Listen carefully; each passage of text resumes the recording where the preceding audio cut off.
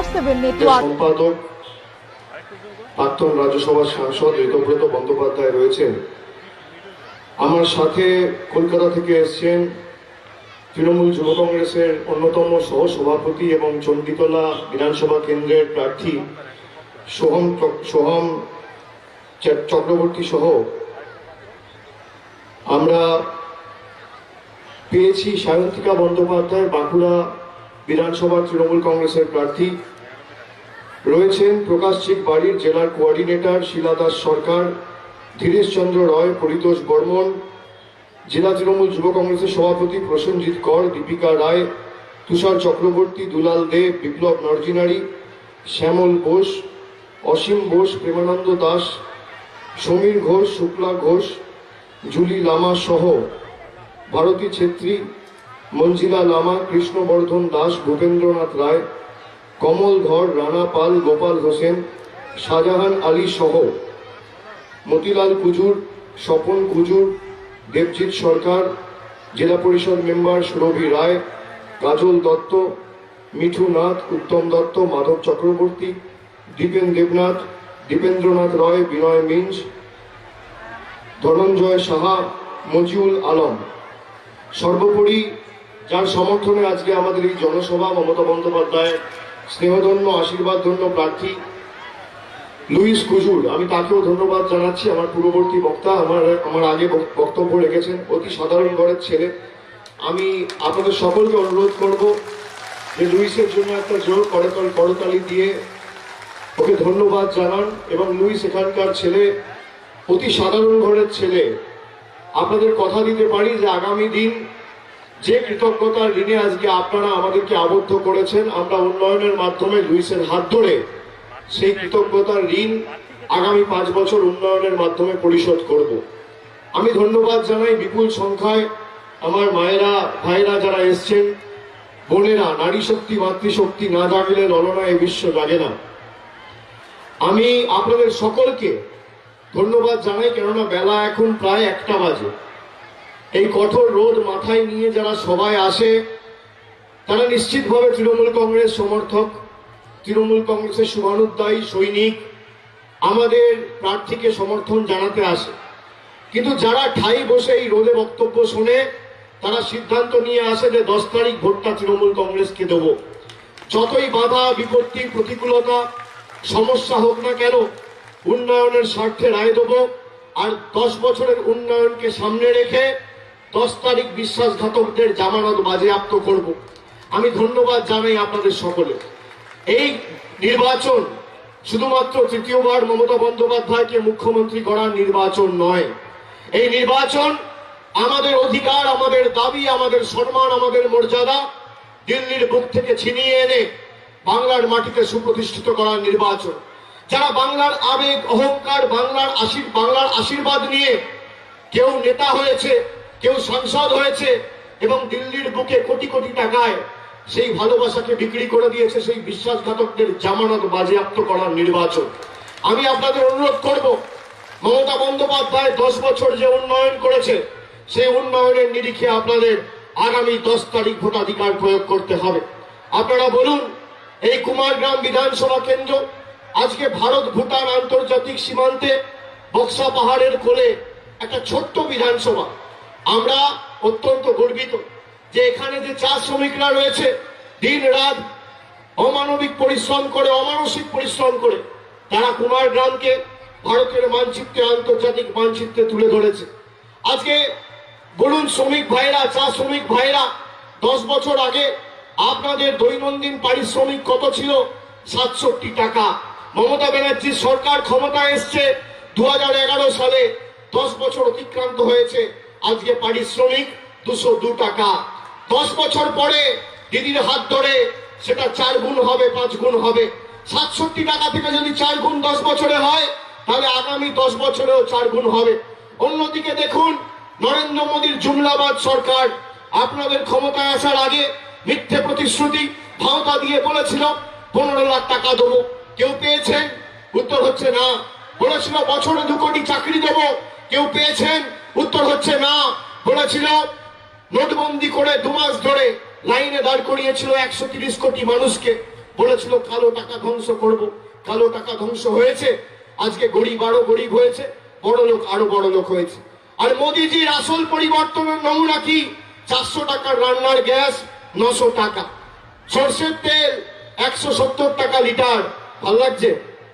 যাদেরকে এক বুক আশা আকাঙ্ক্ষা নিয়ে আপনারা ভোট দিয়েছিলেন, দেখুন এই আলিপুরদুয়ারের সাংসদ চোখে দেখা যায় না। করোনা কালে আপনাদের পাশে কে দাঁড়িয়েছে? তৃণমূল কংগ্রেসের সৈনিকেরা দাঁড়িয়েছে। লকডাউনের সময় অভুক্ত মানুষের মুখে কে খাবার তুলে দিয়েছে? তৃণমূল কংগ্রেসের কর্মী সমর্থকরা তুলে দিয়েছে। আপনি সুখে আনন্দে তৃণমূলকে পাবেন না, কিন্তু দুঃখে বিপদে তৃণমূল কংগ্রেসই আপনার পাশে থাকবে।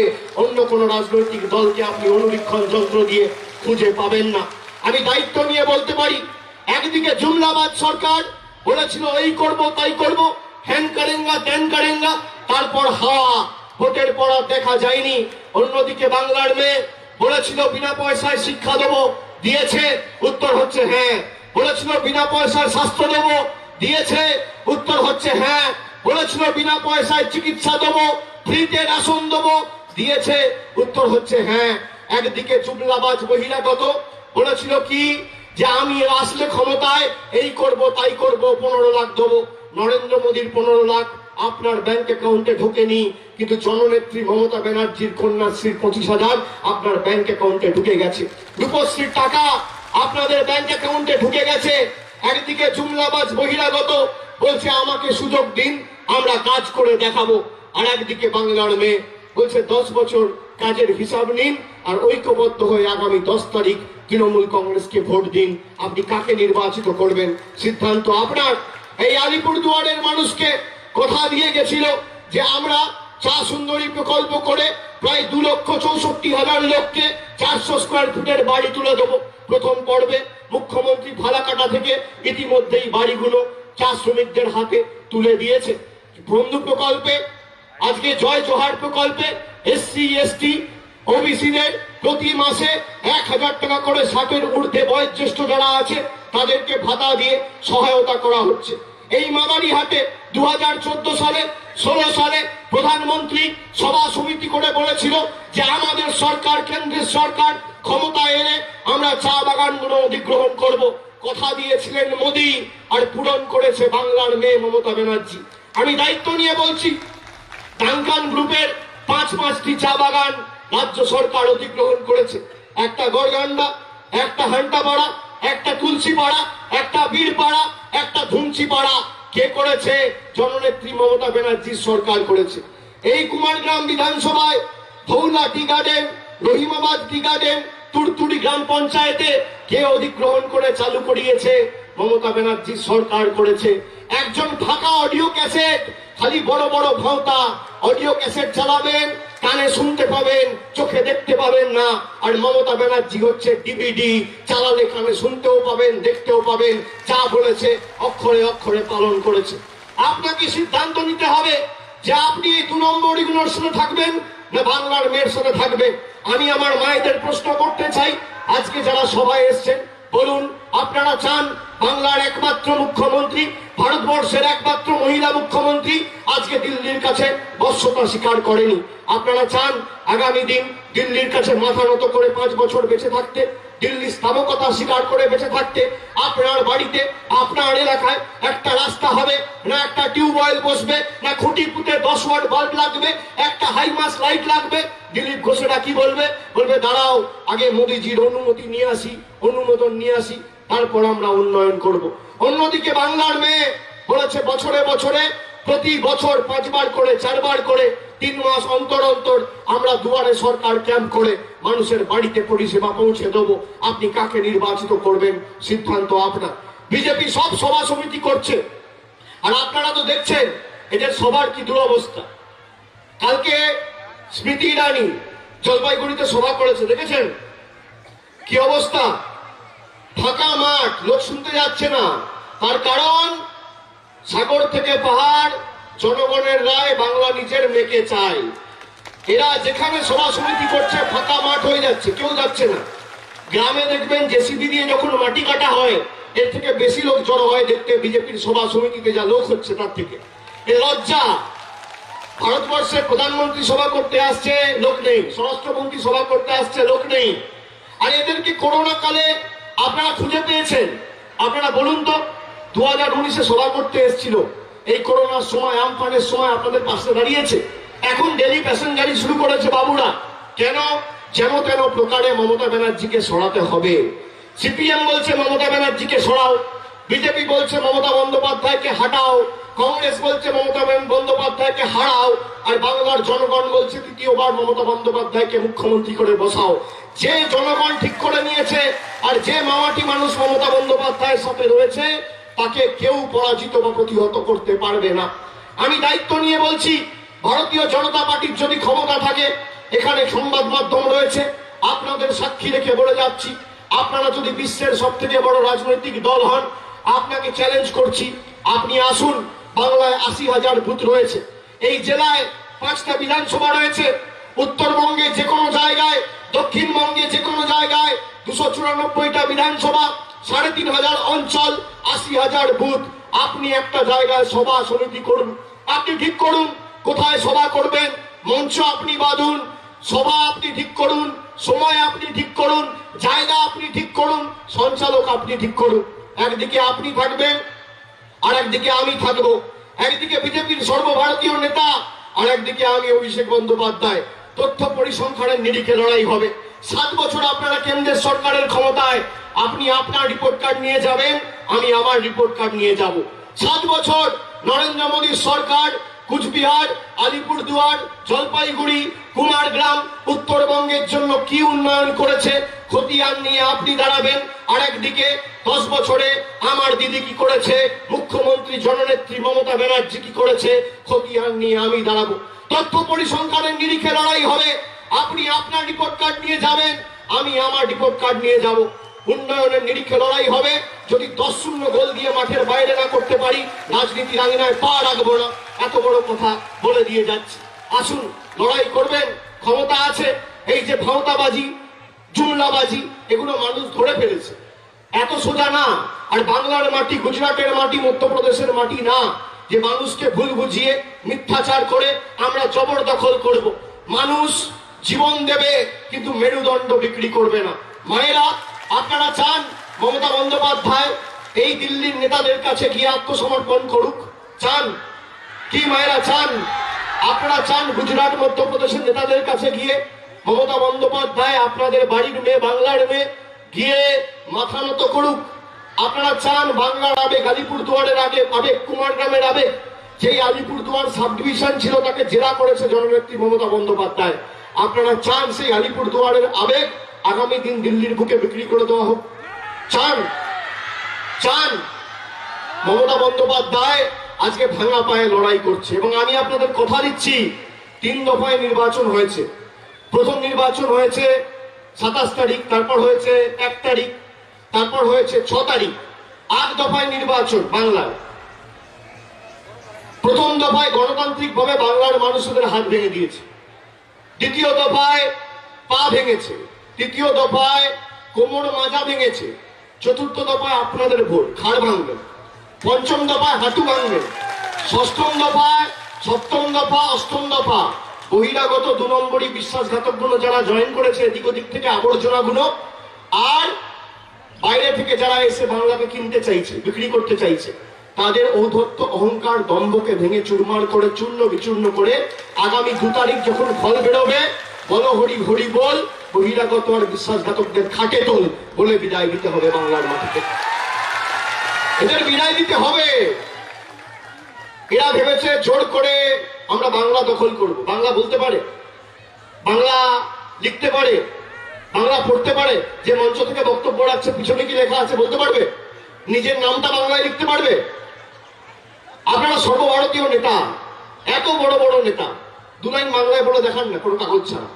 একদিকে আপনি দাঁড়ান, একদিকে আমি দাঁড়াবো। আপনি কাগজ ছাড়া 2 মিনিট বাংলা বলবেন, আর আমি কাগজ ছাড়া 1 ঘন্টা হিন্দি বলবো। প্রস্তুত আছেন? বলুন কোথায় লড়বেন। আমি তৈরি আছি। আপনি 2 মিনিট, আমি তো 20 মিনিট বলছি না। আপনি যেখানে দাঁড়াবেন আপনার হাতের সামনে কোনো কাগজ থাকবে না, আপনি দাঁড়িয়ে বক্তব্য রাখবেন 2 মিনিট। নরেন্দ্র মোদী বলুক, অমিত শাহ বলুক, রাজনাথ সিং বলুক, জেপি নাড্ডা বলুক, নীতিন গডকরি বলুক, পীযূষ গোয়েল বলুক, যোগী আদিত্যনাথ বলুক, শিবরাজ সিং চৌহান বলুক, যে ইচ্ছা বলুক, এই 8 জন 10 জনের নাম তো বললাম, বলুক এদের মধ্যে থেকে কেউ 2 মিনিট বাংলা আর আমি 1 ঘন্টা হিন্দি বলবো। ক্ষমতা থাকলে আপনি অ্যাকসেপ্ট করুন, আপনি যেখানে বলবেন একদিকে আপনি থাকবেন, একদিকে আমি থাকবো। আমি ওপেন চ্যালেঞ্জ দিয়ে যাচ্ছি। বাংলার কৃষ্টি সংস্কৃতি ঐতিহ্য জানে না, এরা নাকি সোনার বাংলা করবে। আচ্ছা আপনি দেখুন, এই ঠাকুর পঞ্চানন বর্মাকে কি বলছে জানেন? বলছে পঞ্চানন বর্মন। হরিচাঁদ ঠাকুরকে বলছে হরিশ্চন্দ্র ঠাকুর। স্বামী বিবেকানন্দকে বলছে বিবেকানন্দ ঠাকুর। সহজ পাঠ কে লিখেছে জানে না। কবিগুরুর জন্মস্থান জোড়াসাঁকোর জায়গায় বলছে শান্তিনিকেতন। আপনি এদেরকে ক্ষমা করবেন? আর এই দিলীপ ঘোষ দিল্লির তল্পিবাহ কথা করা একমাত্র কাজ, বাংলার মাটিতে দাঁড়িয়ে বলছে মা দুর্গার 14 পুরুষকে কেউ চেনে না। আপনারা ক্ষমা করবেন? মায়েরা, যারা বাংলার কৃষ্টি সংস্কৃতিকে এইভাবে অপমান করে, যারা বাংলার মানুষকে লাঞ্ছিত, বঞ্চিত, অপমানিত, শোষিত, অত্যাচারিত করে রাখতে চায়, এদের ক্ষমা করবেন? বলুন, ক্ষমা করবেন? এই যে বিজেপি বলছে আমরা ক্ষমতা এলে আয়ুষ্মান ভারত করব, আপনি শুনে রাখুন, এখানে তো ক্যামেরা আছে, আমি ক্যামেরাকে সাক্ষী রেখে আপনাদের যারা আছে মোবাইল ফোনে রেকর্ড করছেন, আমার সভা শেষ হওয়ার পরে সোশ্যাল মিডিয়ায় যাবে, খবরে যাবে, টিভিতে চলবে। আমি বিজেপির নেতা কর্মীদের চ্যালেঞ্জ করছি, আমি যদি মিথ্যে কথা বলি আমার বিরুদ্ধে মামলা হোক, আমাকে জেলে ঢুকিয়ে দেখা কত ধানে কত চাল, কে সত্যি কথা বলছে কি মিথ্যে কথা বলছে। আপনারা শুনে রাখুন, এই যে বলছে আয়ুষ্মান ভারত, এরা বাংলায় 10% লোককে আয়ুষ্মান ভারত দিতে চেয়েছিল। 1 কোটি লোকের মধ্যে, এই 10 কোটি লোকের মধ্যে 1 কোটি লোককে পরিষেবা দিতে চেয়েছিল, আর 9 কোটি লোককে কোনো পরিষেবা দেবে না। এই কুমার গ্রামে 2.5 লক্ষ লোক থাকে, তার মধ্যে বলেছিল 25,000 লোককে আমরা পরিষেবা দেবো, আর 2,25,000 লোককে কোনো পরিষেবা দেবো না। মমতা ব্যানার্জি বলেছে আমি যখন ভোটে নির্বাচিত হয়েছি 2016 সালে 45% মানুষ আমাকে ভোট দিয়ে নির্বাচিত করেছে। যারা ভোট দিয়েছে আমি তাদেরও মুখ্যমন্ত্রী, যারা আমার বিপক্ষে ভোট দিয়েছে আমি তাদেরও মুখ্যমন্ত্রী। যখন আমি নির্বাচিত হয়েছি আমার কোনো জাতি ধর্ম নেই, আমার একটাই ধর্ম, মানব ধর্ম। আমি যদি উন্নয়নের পরিষেবা দিই প্রত্যেকটা বাড়িতে পৌঁছাবে। আপনার বাড়িতে যদি পাকা ছাদ থাকে, শুনে রাখুন, আপনি আয়ুষ্মান ভারত পাবেন না। আপনার বাড়িতে পরিবারের কোনো সদস্যর হাতে যদি মোবাইল স্মার্টফোন থাকে, আপনি আয়ুষ্মান ভারত পাবেন না। যদি বাড়িতে টিভি থাকে আপনি আয়ুষ্মান ভারত পাবেন না। যদি আপনার বাড়িতে ফ্রিজ থাকে আপনি আয়ুষ্মান ভারত পাবেন না। পাকা ছাদ থাকলে আয়ুষ্মান ভারত পাবেন না, রেডিও থাকলে আয়ুষ্মান ভারত পাবেন না। কিন্তু মমতা ব্যানার্জির স্বাস্থ্যসাথী কিছু থাকলেও পাবেন, কিছু না থাকলেও পাবেন। কুচবিহার থেকে কাকদ্বীপ, দার্জিলিং থেকে দেগঙ্গা, কালিম্পং থেকে কাঁথি, উত্তরবঙ্গের কুচবিহার, জলপাইগুড়ি, আলিপুরদুয়ার, ওদিকে উত্তর দিনাজপুর, দক্ষিণ দিনাজপুর, তারপর মালদা, মুর্শিদাবাদ, নদিয়া, দক্ষিণবঙ্গের হাওড়া, হুগলি, কলকাতা, বর্ধমান, মেদিনীপুর, বাঁকুড়া, পুরুলিয়া, ঝাড়গ্রাম, উত্তরবঙ্গ থেকে দক্ষিণবঙ্গ, জঙ্গলমহল, সাগর থেকে পাহাড়, ডায়ে বায়ে আগে পেছনে যাকে যেখানে দেখছেন, ছোট বড়, 8 থেকে 80 খেটে খাওয়া মানুষ, শ্রমিক, কৃষক, প্রবীণ নবীন, বয়োজ্যেষ্ঠ, এসসি এসটি ওবিসি, কাউকে স্বাস্থ্যসাথী থেকে বাদ দেয়নি। পুরো বাংলার লোককে স্বাস্থ্যসাথীর আওতায় নিয়ে এসছে জননেত্রী মমতা বন্দ্যোপাধ্যায়, কেউ বাদে। আপনি কি চান, স্বাস্থ্যসাথী না আয়ুষ্মান ভারত? কি চান মায়েরা? 5 লক্ষ টাকা করে চিকিৎসার সুবিধা মমতা বন্দ্যোপাধ্যায় করে দিয়েছে। শুধুমাত্র বাংলায় নয়, এই কার্ড নিয়ে যদি আপনি দক্ষিণ ভারতের ভেলোরে বা চেন্নাইয়ে যান তার সুযোগ সুবিধা পাবেন, দিল্লির এইমসে গেলেও সুযোগ সুবিধা পাবেন। আর শুনে রাখুন, এই কার্ডটা মায়েদের নামে করা হয়েছে, দিদিদের নামে করা হয়েছে, বৌদিদের নামে করা হয়েছে, মহিলাদের নামে করা হয়েছে, নারী ক্ষমতায়নের প্রতীক। তার কারণ কি?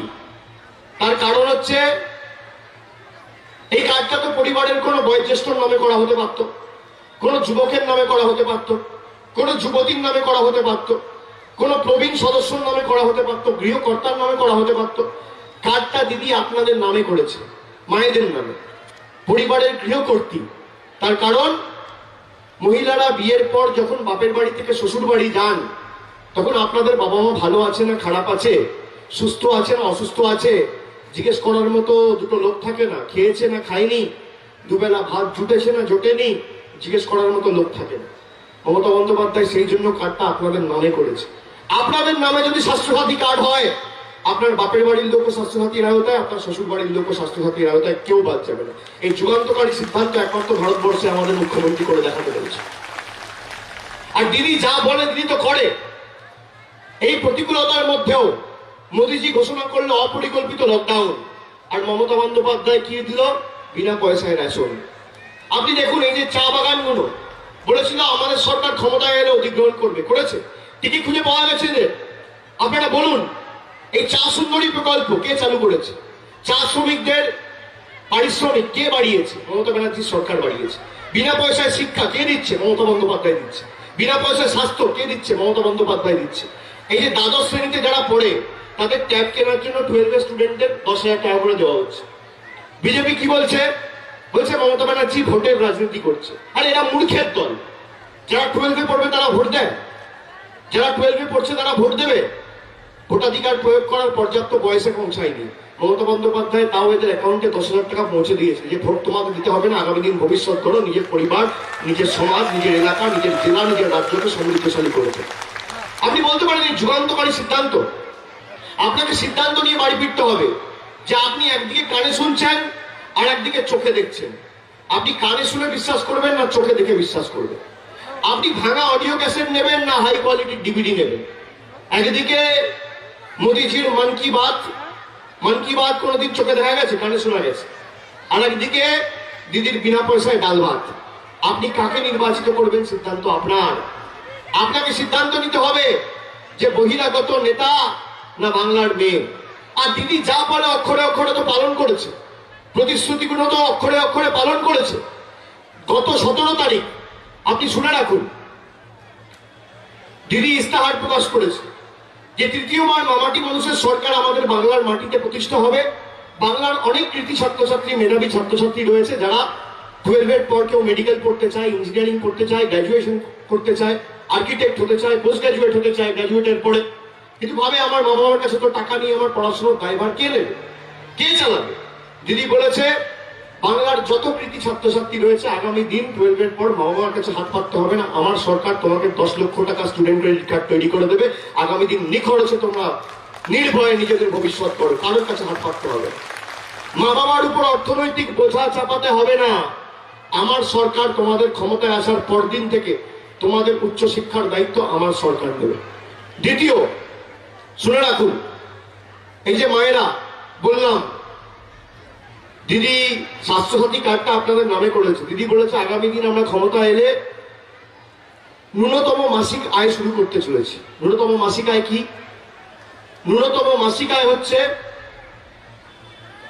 দিদি ক্ষমতায় আসবে 2 মে বাংলার যত পরিবার রয়েছে 1,60,00,000 পরিবারের গৃহকর্তীর হাতে মাসে মাসে 500 টাকা আর বছরে 6,000 টাকা সরাসরি দিদি পৌঁছে দেবে কথা দিয়েছে। কারোকে হাত পাততে হবে না কারোর কাছে। আর আপনি যদি এসসি এসটি পরিবার হন, তাহলে 500 টাকা দেবে না, 400 টাকা দেবে না, 300 টাকা দেবে না, 200 টাকা দেবে না, 100 টাকা দেবে না, মাসে 1,000 টাকা দেবে। আপনাকে বছরে 12,000 টাকা দিদি সরকার কথা দিয়েছে আপনার ব্যাংক অ্যাকাউন্টে পৌঁছে যাবে। কাউকে হাত পাততে হবে না কারোর কাছে। আর দিদি যা কথা দেয় কথা রাখে কিনা, হাত তুলে বলতে হবে দিদি যা কথা দিয়েছে কথা রেখেছে। বলুন, মোদির 15 লাখ পেয়েছেন? আপনারা তো এক বুক আশা আকাঙ্ক্ষা নিয়ে ভোট দিয়েছিলেন বিজেপিকে। সাংসদকে কোনোদিন সংসদে দাঁড়িয়ে আলিপুরদুয়ার বা কুমারগ্রাম কথাটা উচ্চারণ করতে 2 বছরে শুনেছেন? শোনেননি? শুনেছেন? এবার জবাব দেবেন। যারা আপনার সাথে প্রতারণা করে তাদেরকে সেই ভাষাতেই জবাব দিতে হবে মায়েরা। এরা বিভিন্ন জায়গায় যাচ্ছে, এখন গিয়ে টাকা বিলি করছে, বাংলার মানুষকে এরা টাকা দিয়ে কিনবে। আমি আপনাদের অনুরোধ করব, আপনাদের যদি টাকা দিতে চায় হাত জোর করে আপনারা টাকা নিয়ে নেবেন, ভোটের বাক্সে উল্টে দেবেন। পদ্ম ফুলের থেকে টাকা নেবেন আর জোড়া ফুলে ভোট দেবেন। এই টাকা আপনার টাকা। প্রতি বছর বাংলা থেকে আমার আপনার টাকা, করের টাকা 75,000 কোটি টাকা মোদীর সরকার, কেন্দ্রের বিজেপি সরকার কেটে নিয়ে যাচ্ছে।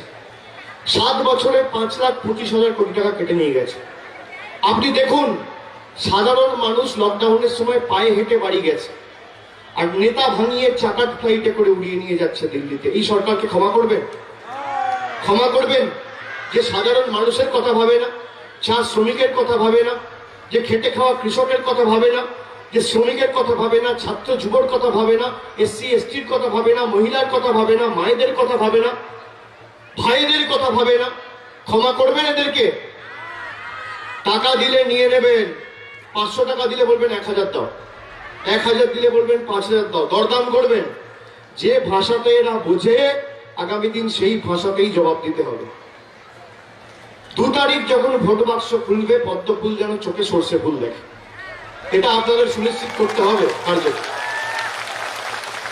আপনার সাথে এতদিন 2 বছর ধরে প্রতারণা করেছে, তাহলে আপনি প্রতারণা করবেন না কেন? এদেরকেও তো বুঝতে হবে, চলবে না অন্যায়, টিকবে না ফন্দি। আগামী 10 তারিখ জনগণের আদালতে হতে হবে বন্দী। মানুষ জবাব দেবে, আর যে ভাষায় বোঝে সে ভাষায় জবাব দেবে।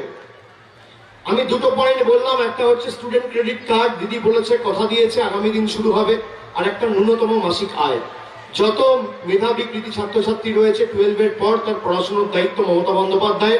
আর দ্বিতীয় হচ্ছে বাংলার যত পরিবার রয়েছে 1,60,00,000 পরিবারের গৃহকর্ত্রীদের হাতে মাসে মাসে মমতা বন্দ্যোপাধ্যায় মাসে 1000, বছরে 12,000 টাকা সরাসরি পৌঁছে দেবে। তৃতীয়, এই যে বলছে আমরা কৃষককে টাকা দিতে চাই, কেন্দ্রীয় সরকার, মমতা ব্যানার্জি সরকার দিতে দিচ্ছে না। আমি এখানে বললাম 5,25,000 কোটি টাকা এরা কেটে নিয়ে গেছে, শুনে রাখো, 7 বছরে। এখন নাটক করে বলছে কৃষককে টাকা দিতে চাই। মমতা বন্দ্যোপাধ্যায় বলেছে তোমাদের প্রকল্পও লাগবে না, তোমাদের নামও লাগবে না, তোমাদের টাকাও লাগবে না।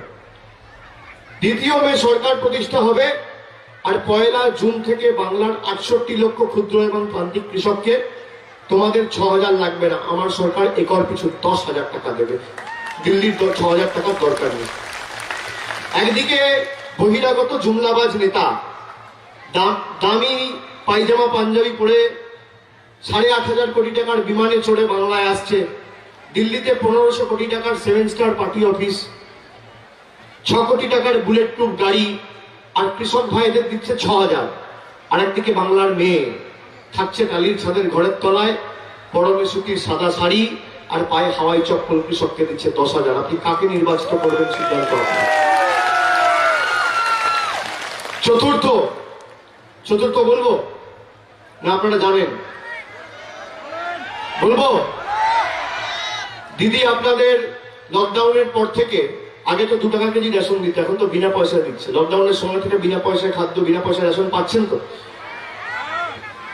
কি পাচ্ছেন কি পাচ্ছেন না? হাত তুলে বলতে হবে, পাচ্ছেন কি পাচ্ছেন না? আগামী 5 বছর বিনা পয়সায় রেশন চান না বিনা পয়সায় ভাষণ চান? কি চান? বিনা পয়সায় রেশন না বিনা পয়সায় ভাষণ? ভারতীয় জনতা পার্টি বিনা পয়সায় ভাষণ দিচ্ছে, আর তৃণমূল কংগ্রেস থাকলে বিনা পয়সায় রেশন পাবেন। কি চান? কি চান? বিনা পয়সায় রেশন না বিনা পয়সায় ভাষণ?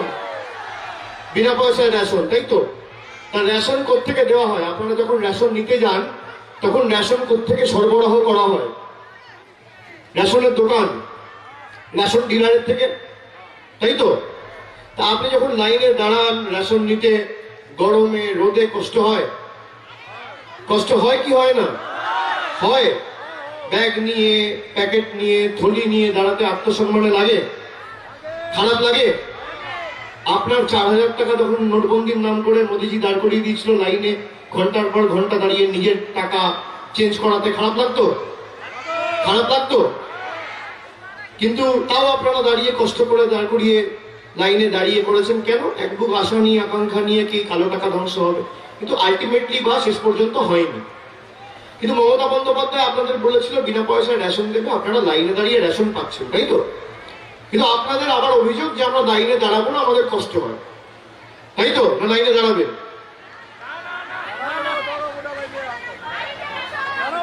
লাইনে দাঁড়াবেন না দাঁড়াবেন না?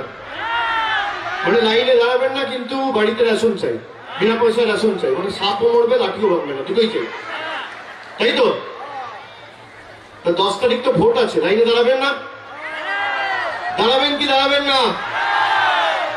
দাঁড়াবেন। পিছনে যারা আছে, কি ভাই তোমরা লাইনে দাঁড়াবে না?